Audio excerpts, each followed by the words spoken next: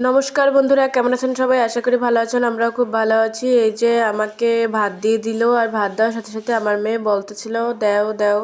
তো আমার মা আমার প্লেট থেকে উঠিয়ে ওকে একটু খাইয়ে দিল। আর এখানে ছিল পোলাও আর সাথে শাকভাজি। অনেকেই বলবে যে পোলাওয়ের সাথে শাকভাজি, আসলে আমার মা আর কাকি হচ্ছে পোলাও খাবে না, তাদের জন্য ভাত রান্না করেছে, তো সেখানে তাদের জন্য শাকভাজি করেছে, তো সেখান থেকে আমি একটু নিয়ে নিলাম। আমার সব কিছু ট্রাই করতে ভালো লাগে। তারপর ছিল একটা মিক্সড সবজি, অনেক কিছু মিলিয়ে ফুলকপি, আলু, গাজর, বাঁধাকপি এগুলো মিলিয়ে একটা মিক্সড সবজি করেছিল। তারপর ছিল মাছ, রুই মাছ আর পোমা মাছ। রুই মাছের ক্লিপটা নেওয়া হয়নি এখানে। আর এটা হচ্ছে পোমা মাছ, যদিও আমার এই পোমা মাছ খেতে একদম ভাল লাগে না, মানে একটু নরম নরম টাইপের মাছ, তাই তবুও আমি আবার সব কিছু ট্রাই করি।